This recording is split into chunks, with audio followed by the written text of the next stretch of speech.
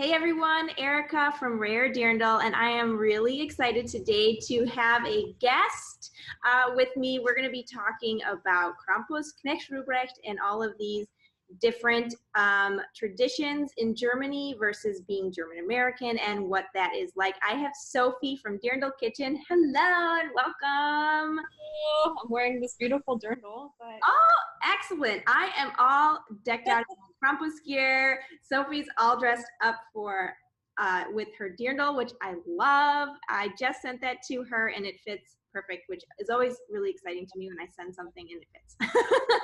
Tell us a little bit about your blog and what is going to pose you as the expert in German stuff. I don't know if I'm an expert, but I grew up in Germany That with makes all you an expert. Christmas traditions and stuff, and my family is, celebrates pretty much all the traditions, which I guess that makes me an expert. Yep. But I blog about German food and usually share a little bit about my life in my blog posts as well, and experiment with kind of variations of traditional German recipes as well. Some of those are traditional recipes from my grandma. Some of those are recipes just growing up in Germany that I, love to eat as a child or even still now. Like, for example, pastries that I can't buy over here at bakeries, but that I've missed so much from Germany. And yeah, so that's all on dirndlkitchen.com. Okay, so let's dive in. So one of the things that I hear a lot of when I post on Facebook or when I talk about Krampus on social media is I get a lot of things, people from Germany or other, I guess, German Americans who moved here when they were in high school or whatever, and they're like, I have never heard of this. I don't know what you're talking about. This is weird. I know Knecht Ruprecht. And that name was very new to me as of last year. So I was wondering what your experiences were with these two scary guys. So yes, Krampus I had never heard of before in my life. I don't know where that comes from, but apparently it's a big thing over here. I don't know, but Knecht Ruprecht is who I grew up with, and he's actually just Santa's or Saint Nicholas's sidekick in Germany for the kids that are not behaving. So, and so how it works is, or how I've always experienced it, is on Saint Nicholas Day, which is December 6th. Well, one thing, you wake up and you put your boot outside, like an actual boot, not a stocking. One of your boots, probably stinky, and you put it outside of the front door, and in the morning you wake up, you have candy and little presents in it. So that's how St. Nicholas Day starts. And then that day at school, usually St. Nick comes by with Knecht Ruprecht, and they hand out these little Weckmänner, or what they call it. They're like a little yeast pastry, Okay. a clay pipe baked into it. And they're very specific pastries, which I have made. So they hand those out, and then he has Knecht Ruprecht with them. He's usually all just dressed in black, and for the kids that are not behaving, he gives them a piece of coal, apparently. But of course, nobody ever admits that they're not behaving. So yeah, that is very interesting. We never had anybody come to school.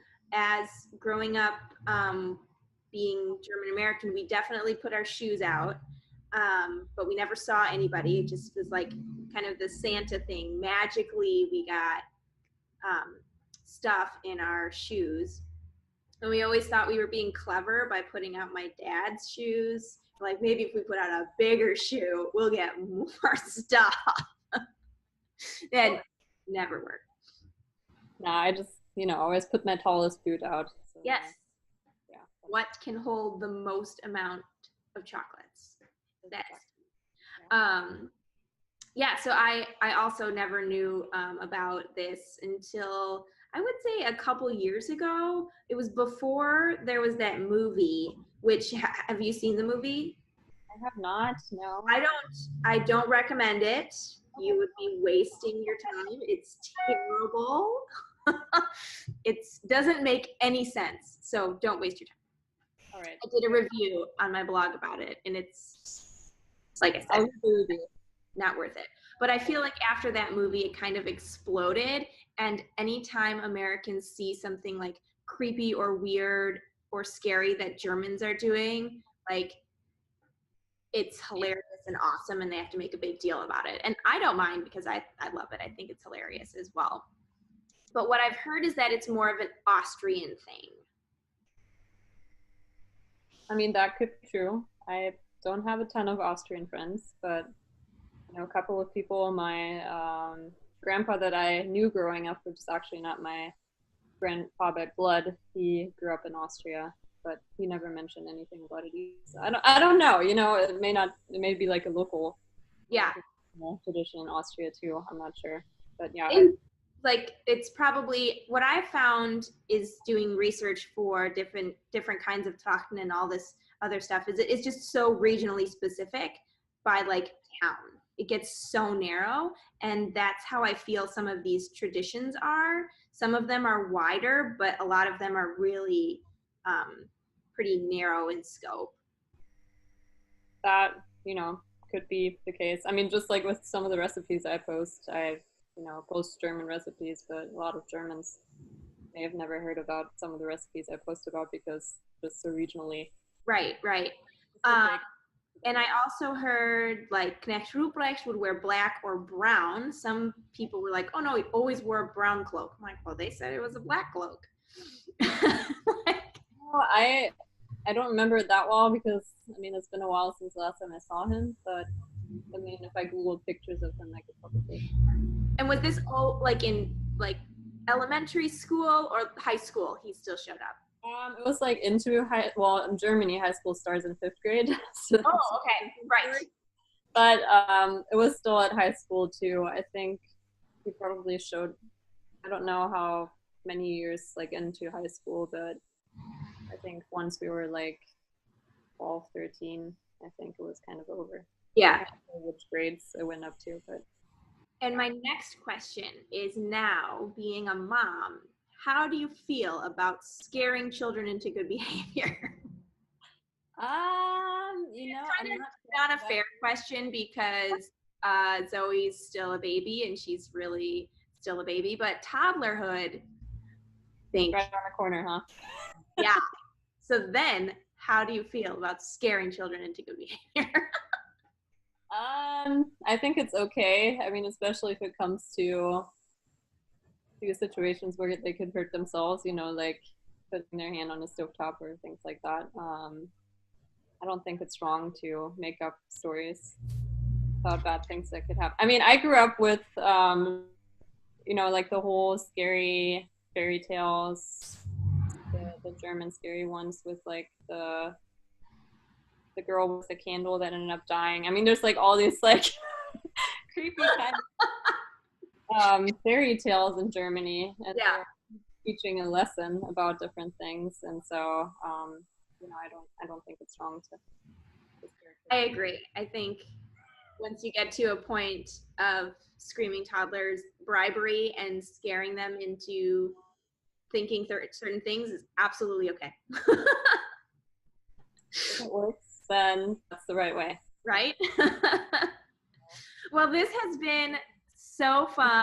I always love talking with you about how different growing up in Germany versus growing up here in America as a German American is. I look forward to continuing our conversations. We're definitely going to do this. In fact, on Small Business Saturday, we're going to be talking about more German Christmas traditions, not Knecht Ruprecht or Krampus related. So I look forward to that. That'll be on Instagram Live, so be sure to check that out. Is there anything else you wanted to share before we end here? Check my blog for, Christmas kinds of recipes and German Christmas cookies and all the things I'll be posting over the next week and then over the next month, I guess. And then I'm also working on a bunch of giveaways for December for my blog, so you guys need to stay tuned. I'm kind of working on sort of like an advent calendar, so I'm hoping to get 24 different companies together to give away items. Awesome. Yes. I'm about halfway there, so I have a few days left in November to get that finalized, but hopefully that'll all come true, and then you guys can win a bunch of stuff. So really Sweet. All right. Well, this was super fun, and I can't wait to chat with you again soon. Thank you. Thank you. Talk to you soon. Bye.